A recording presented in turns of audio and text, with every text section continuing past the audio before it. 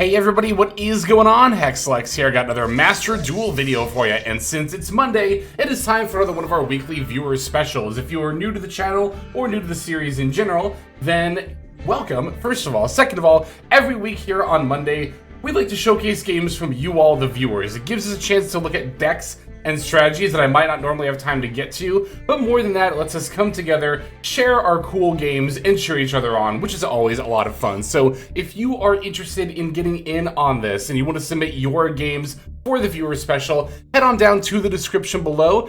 There's going to be an invite link to our Discord server, the Hexlex Plex. Once you're in there, there's going to be, under the Master Duel section, a channel called Viewer Special Submissions. There you can drop your 9-digit player ID. That way I can see your publicly saved replays, and if you have one in particular that you really want me to see, just save your opponent's name or the date and time or a screenshot, something so that I know that is the duel you want me to watch. But let's not waste any more time and get right on into it. Alright, our first game comes to us from Hallowed Be Thy Game, which I always think is an excellent username. So this could be a going second duel with the Odeon / Apophis deck. And there were actually a couple of people who submitted some going second Odeon games. So highly recommend, even beyond just what's in this video, going over to the Discord server and watching some of those replays, because people submit a lot of really good stuff, even though we only have time to feature so much. But looks like we are playing Fiendsmith in our build of the Odeon deck here, and we are going to be up against DRACOTAIL, currently pretty widely regarded to be the most powerful deck of the current meta. So let's go ahead and get right on into it. Eager to see how this game is going to play out. You know, it's funny, I didn't face a lot of Odeon decks for a while, but in the last week I've faced quite a few of them, including in the Deckmaster Cups as well, not even just in Ranked Ladder. Alright, so we did open with a couple of Imperms here. Looks like we get to use one of them against our opponent's DRACOTAIL Malulu, as it's trying to fuse with a monster from hand. They're probably just going to have like either a Ketu or a Rahu here. Oh no, they didn't actually, wow. They set one and then pass. I was expecting them to follow up with another fusion summon, but of course that's good for us. We're going to lead with Treasures of the Kings, and then they're going to chain their DRACOTAIL Malulu. Alright, so they're going to fuse all three monsters in their hand, Orgola, Pyruxel, I never know how to say that one, and the Fuelos here, summoning out the Arthelian. Arthelian effect's going to add back all three monsters, while Orgola and the Pyruxel get to activate here. Now, the Orgola will get to destroy a card in particular. We're going to set, was that Flame in Rahu, I think? It looks like they're going to destroy the Treasures of the Kings. It was Ketu in Rahu, okay. There definitely wasn't a need for them to fuse all of these monsters, by the way. This is, I think, probably the biggest misplay, or at least the most common one that I see DRACOTAIL players making. They'll just fuse with, like, everything when it's, like, so just, like, not necessary. They could have just fused the Orgola and the Fuelos, or rather, it would be the Orgola and the Pyruxel, and kept the knowledge of the Fuelos hidden. Again, I see DRACOTAIL players fusing away their entire hand, like, all the time, and it's very rarely actually the right play, so definitely always worth noting. Alright, we're going to go for the normal summon Fabled Luria. They've got a DRACOTAIL Horn to bounce it, so we're going to have to set Imperm and the Anguish pattern and then pass. Draw phase, we're going to flip up the Anguish pattern along with Apophis Serpent. That'll let us start setting Apophis cards from our deck to set up negates here in a bit, but also the Statue of Anguish pattern will allow us to start destroying cards as well. They're going to lead with Ketu. We're going to activate the Apophis here, and they're going to chain Malulu. So what we could do here is not only can we imperm the Malulu, but I think what we might be about to do is not only will Apophis negate Ketu, but now we can also... Oh, because the Rahu was in the imperm column. So I was going to say we could pop it with the Anguish pattern, but we don't even have to because it's in the imperm column. Looks like we're going to go for the Arthelian pop as well. They're going to get to resummon it with the Pyruxel here, but that does use up their normal summon. Moving to battle phase, they get to beat over our Anguish pattern, but they're going to have to pass here. And again, that face down card is just the Rahu, so that shouldn't be too much of a problem going into our turn here. Fiendsmith's Tract is actually a pretty nice top deck here, even though we already had Luria in hand. Because we have Luria plus Man with the Mark, now we no longer have to try to decide between fusing, you know, or between normal summoning one of them. We can just do both. They're going to fuse into another Arthelion with the Malulu, using a bunch of cards from their hand. This time the third card does make more sense because they're trying to bounce back our Fabled Lurry, rather than just pointlessly fusing and then adding back the Fulos here. Okay, they're going to set a Ketu. Of course, they already have Rahu face down. There's the Dracotail Flame. Popping Apophis' Serpent as well. We get to add back the Fabled Lurry, or they bounced it back with the Arthelion, that's right, as we were trying to summon it.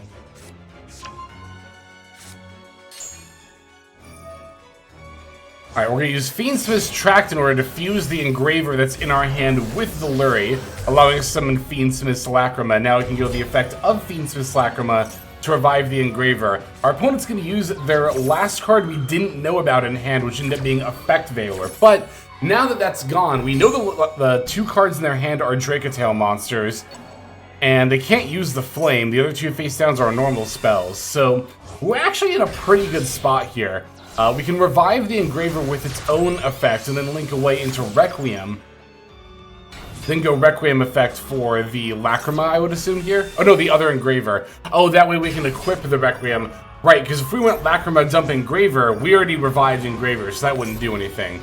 We're trying to use Engraver here to get rid of one of their monsters. In this case, they're Malulu. That definitely makes sense over getting rid of the Arthelions right away, because of course, if we end up linking stuff off or something like that, you know, they're just going to be able to resummon the Arthelion. Going for the Merciless Scorpion, that's going to get us the Temple of the Kings. Now we can overlay. I imagine this is going to be Caesar.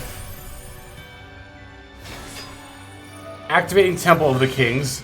We can then flip up Apophis the Serpent, setting another Apophis the Swamp Deity, and then we're going to send these two off for the Divine Serpent Apophis, which can not only reset our stuff, but will also allow us to start popping cards once we start activating our continuous trap cards. Here's a Scylla Hat Rabbit. We're pretty much setting up our turn 1 end board at this point, now that we're actually able to.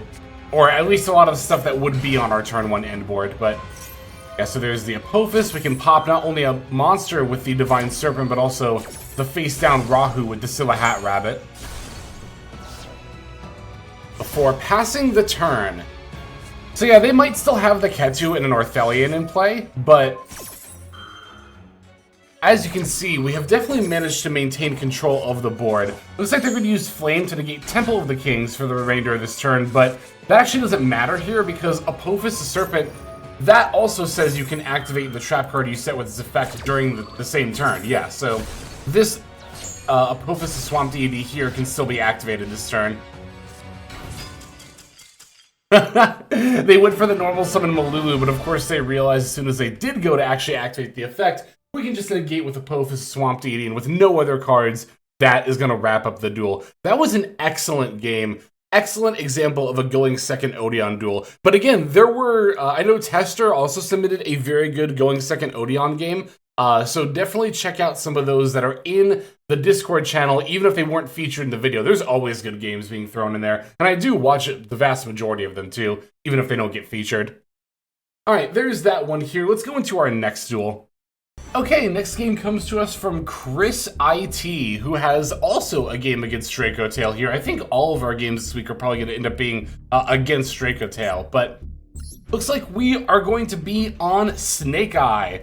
Looks like we're using a bit of the White Forest package here. I've been pretty eager to just kind of watch as many different Snake Eye games as possible lately. Even though Oak isn't technically legal yet, there's just so many different ways to combo with Snake Eye, especially now that so much has been released since Oak was banned, that I've, like I said, just been watching as much Snake Eye gameage, I was gonna say, gameage as possible. And again, much like, you know, going second Odeon games, there were multiple Snake Eye games submitted in the channel there this week, so highly recommend checking out. The other one was posted by, who was it? It was Tweez18 was their username. But yeah, so we're going to be up against Dracotail here. Looks like this person's also going to be on the branded build.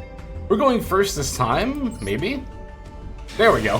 Master Duel's like decided not to for just half a second there. Yeah, so like I said, it's not just the Snake Eye builds that I'm eager to look at, it's how people are doing their combo lines, because there's so many different ways to play Snake Eye. Alright, this hand looks pretty good going first. We're gonna get hit with a Fuelos, though. Certainly not ideal. Gonna lead with the Diabellstar, sending away the Poplar. Diabellstar and Poplar both get to activate here. And, of course, Poplar will put itself in the Spell Trap, and then Diabellstar is going to set a Deception of the Sinful Spoils. We're going to flip that up and then go straight to end phase, choosing to simply end here. We do have the Maxi in our hand, so hopefully that should be able to get us through our opponent's turn. So they're going to go Lucius for Fimena, waiting for them to activate Fimena before firing off the Maxi, of course, because Fimena is a quick effect. You don't want to make sure you want to make sure you're not doing that the other way around. Alright, so they're fusing Lucius with the Phyruxel in hand, or Phyruxel. Interesting that both of our branded DRACOTAIL opponents so far have opened one of the bricks you don't want to. This is why a lot of people moved from branded back to pure, was just because there wasn't as many of these bricky cards, but even if DRACOTAIL Phyruxel is a bit of a brick, it does still at least have DRACOTAIL in its name, which means it can be used to help set up some extended turn 1 plays, or I guess turn 2 plays in our opponent's case here. They're going to set Ketu as well as the Flame, add back the Fimena. I was going to say they must have already had a Rahu in hand. They're going to send Fimena from hand, of course, with the Orgola in deck. This will summon out the Golemel and then also let them set a couple more cards from their deck. OSS and Divine Temple, certainly not great draws here. We want to be seeing, of course, more hand traps, but not only that, these are cards that are very searchable through our Snake Eye engine, so definitely not ideal top decks here. There is the Flame and the Sting, popping the Deception. Diabellstar does get to activate here, sending away the Poplar in order to resummon, and then we can activate the Diabellstar effect as well as the Poplar effect, so we don't lose out on any of our board advantage here at all. That Poplar and the Spell Trap will matter for Snake Eye Ash as well, setting another Deception so we can still have access to that too. We're going to add back the Fimena with the Golemel. Flipping up the face-down Ketu will not only allow them to add Pan, but now, of course, they can fuse again. So they're going to fuse Arthelion on the field with the Pan in the hand. And it's going to be the Philia Regis coming down here. They're going to banish our Poplar and bounce back their own Philia Regis, setting another Ketu, which, of course, they've already used. Then they can pop Diabellstar with the Pan. Okay, so at this point, they pretty much have Golemel, the 3 trap cards, and a Fimena in hand for us to worry about. Ash Blossom's a really good top deck here. We're going to go Deception and then activate the Hallowed Azamina. That is going to get them to use their DRACOTAIL Flame, and we're going to fire off the Ash Blossom against that. They're going to chain Fimena, and we'll see what they end up fusing away here. They're also going to use Golemel on the Deception. We do have the OSS in hand to send away, so that still works out for us here. They're going to fuse the Golemel with the Lucius. That's probably why they used Golemel when they did. Summoning back Arthelion. I think it's a little bit early from our opponent, honestly. I think they definitely should have waited a little bit longer before just firing off all their effects here. Oh, that's right. The other face down was another Deception, so we don't even have to send the OSS in hand. We get to summon out the Ilia Sylvia here. They're going to try to bounce it with the Arthelion, but there's no reason, for us not to use our own Ilia Sylvia effect here. I think our opponent should have probably put Lucius at the end of that chain link, because what are they going to do, set another normal spike under the Rahu? Like, yeah, that's not going to really matter at this point. They already have Ketu face down. Alright, we're going to go for the Hallowed Azamina, trying to add that back. They're going to use DRACOTAIL Sting in response.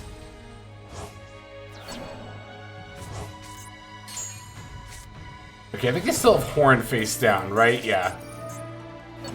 Okay, so we're gonna go Temple to the Snake Eye Diabellstar, placing the Ash Blossom in our Spell Trap zone, and that's gonna bait out the DRACOTAIL Horn. Finally, we can go normal summon Snake Eye Ash in order to add the Birch, which we can then special summon. Of course, we could have also gone OSS in order to summon out the Birch as well, but it was important to stick the Snake Eye Ash, so that way we could get the Flamberge online. Our opponent is going to hit us with the Nibiru on top of all that. They get to revive their Golemel as well, but we did already summon the Flamberge, which means we already have some level 1s to revive, providing that Nibiru insurance. Now we can link off Birch with the Primal Beam token, and that's going to let us go into the IP Masquerena. Now this is going to be the Promethean Princess, I bet. IP plus Snake Eye Ash does in fact bring out the Promethean Princess. Prom Princess gets to activate, reviving our Flamberge. We're going to go for the OSS here, sending away the Divine Temple for Jet Synchron, which we are then going to link away with the Promethean Princess in order to summon out the Salamangreat Raging Phoenix. Then we're going to link away the Raging Phoenix, and that will let us go for the World Dragon Zealantis. And this is going to be the Promethean Princess OTK setup here. Yeah, our opponent's not even going to wait for it, they're just going to concede. But yeah, basically the idea is that Zealantis can bounce out our monsters and then resummon them, right? And that counts as our opponent's special summoning monsters to their field as well. So then we can revive the Promethean Princess with her effect, which is, of course, always really, really good. But yeah, that was an excellent game. Always good to see some Snake Eye in action. Thank you very much, Chris IT. We have time for one more duel. Let's finish off with that one. And our last game comes to us from Super Dark Aqua, who is playing an oft-forgotten deck, including by myself. I'm often very guilty of forgetting that Memento is a thing. A very, very good thing still. It has been power crept slightly, you know, by all the stuff that's come out recently, but Aqua did make a very good point that you could very easily mix K9 with this deck because it does have a few pretty key level 5 monsters, particularly the Tatsuno Toshigo is a very key level 5 monster. So that sounds like a very fun brew, but we're going to be taking a look at Memento, and we are scoring off against, yet again, DRACOTAIL here. And it looks like this is going to be a pure... No, they are doing branded stuff, okay. It's branded DRACOTAIL yet again with a lot of very interesting tech choices here. Alright, let's get right on into it. Oh, Memento, yeah. I meant to come out with a Memento guide forever ago, and then I just kind of put it off, and then by the time I was kind of like done putting it off a little bit, you know, by that point, well, it's pretty much been power crept by that point. Not completely, of course. I say power crept, I don't mean like in a complete objective, this deck is just bad now. But it's just one of those decks that, you know, it doesn't get weaker because of the ban list or anything, it's just that everything else is getting stronger. Now here we're going to get hit with a Droll and Lockbird, which I find it's kind of hand dependent on how much it ends up affecting Memento. This hand in particular, we're going to be able to play through it without it really affecting us that much at all. We get the Memento Infusion hand in our, you know, opening 5, so that's always really good to see. Reviving the Gaddock here, that lets us fire off not only its own effect, but also the Akiran and the Twin Dragon as well. That'll revive the Twin Blade as well as itself, and then Gaddock gets to add back the Sleepy. Sleepy gets to activate, letting us fuse again. It'll be for the Creation King since we already made the Twin Dragon. Now, we can't add the field spell by dumping another Creation King, but we can still dump it in the graveyard for a follow-up turn. Alongside probably the Combined Creation and the Horn Dragon. Okay, we're choosing to dump the field spell as well instead of the other Creation King in our extra deck. That, I think actually that is pretty smart because we have the other Memento Infusion. We could, like, in theory, summon the other Creation King. Okay, here we get to revive the Combined Creation into the Cross Sheep Zone. That'll let us revive the Goblin. Goblin effect can send the Akiran on the field in order to pop Bone Party and Tatsuno Toshigo in our deck. Now we can use the Goblin to add back the field spell, letting us still access it even though we couldn't search it through the Droll and Lockbird. We can then link away the Cross Sheep and our extra monster to make a Little Knight, setting up the field spell, setting the fusion before passing. We even get to reset the Bone Party that got sent before. So, as you can see, in this example here, we were able to circumvent the Droll and Lockbird by just dumping everything that we wanted to search into the graveyard and then adding it back. Crystron kind of plays the same way. Memento has a lot of ability to recycle stuff that's in the graveyard. That let us play around the Droll, as mentioned. Alright, they're going to lead with a Ketu. That's going to let them add the Malulu here and then fuse away The Malulu with 2 Fire Mana in hand seems like a lot, honestly, in my opinion. I was kind of talking about this earlier, about how a lot of times people just fuse away the max number of monsters possible with Arthelion, when it tends to not really be correct. Okay, they're going to activate the Arthelion on the Little Knight here. We get to chain the Combined Creation and the Bone Party. Yeah, so we didn't really get an opportunity to use Little Knight because our opponent needed to have activated a card effect first, but I do think that resolving our Memento cards is more important than the Little Knight here, for sure. Okay, so they negated the Creation King, right? That's what that was with Malulu? Yeah, okay. Now we can go Anguish and Akiran effects here. Anguish gets to search, and then Akiran can summon itself. Excuse me. Adding a Sleepy, that's going to let us fuse on their turn again. We can fuse away the Creation King that got negated with the Anguish on our field. That'll let us go for the Twin Dragon. Twin Dragon F gets to activate, popping our Akiran in order to add Mace and Dark Blade. Now the field spell can revive Akiran, and then we can also add back the Goblin. The Mace, of course, also gives us the opportunity to steal one of our opponent's monsters during their turn. Like we're going to use Dark Blade to pop one of their face downs, ends up being Horn. We're going to go for Rahu, fusing away Fimena in hand with the Orgola in deck.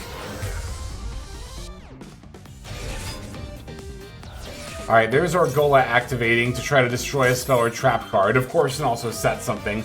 We're going to fire off not only the fusion, but looks like our Mace as well. That way we can steal the Golemel, and then we can use fusion or to send it away with the Sleepy and the Goblin.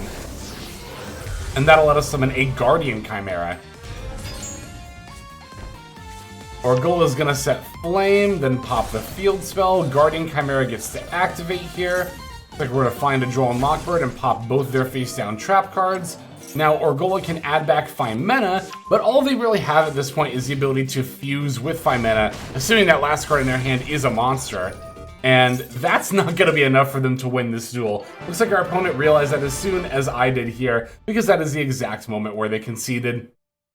Alright, excellent games this week, everybody. You all did a very, very good job taking down DRACOTAIL with your awesome builds. And thanks again to everybody else who submitted for this week as well. Your submissions are important, even if they don't get featured, because one, as mentioned earlier, it's very valuable to still go through the channel and watch everything people submitted. There's a lot of really good games in there, and like I said, I often do that myself, even if I'm not recording for the channel. I'll just go in there and watch games. But, of course, without submissions, we could not do this series in the first place, and the Viewer Special has been our longest running series on the channel, and definitely one of my favorites. That's why it's been going on for so long.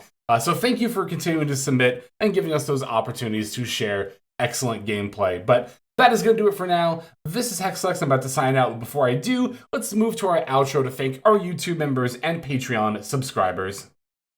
Hey everybody, Hexlex here. Thank you so very much for watching all the way to the very end of the video, which by the way is one of the best ways to support the channel. Speaking of supporting the channel, take a look at the names on screen. These are folks who have been so generous as to either join as a YouTube member or subscribe over on patreon.com/Hexlex to support. There's also perks for doing so. If you would like to see YouTube videos early, as well as some exclusive videos that get uploaded to YouTube, but for one reason or another I decide not to publish, definitely go ahead and hit that join button to see content early, as well as some exclusive content. If you're looking for more exclusive content, over on patreon.com, I upload exclusive videos that are not posted on YouTube just about every single day. Whether you choose to subscribe over on Patreon, join as a YouTube member, or simply continue to watch, your support is greatly appreciated. Thank you so very much.